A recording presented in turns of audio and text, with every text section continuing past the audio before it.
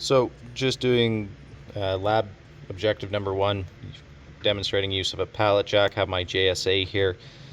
So date October 19th. We've got name, the job activity, just the demonstration, just a placeholder JSA number. So department group name, lock surgeon. It's in the back warehouse, moving the pallet from point A to point B. So I've got safety glasses, safety shoes, my cut resistant gloves, high visibility vest. So basic steps. So using the pallet jack, picking up the load, check the pallet jack, make sure it's operating correctly, it's been maintained, there's no leaks, no damage, anything like that.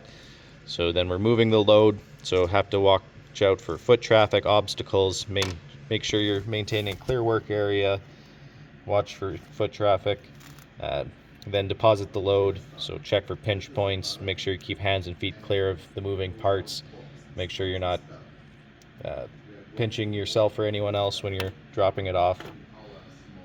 And yeah. Right, so we got the pallet jack here.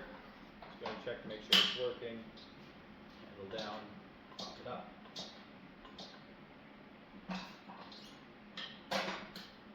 Seems to be working.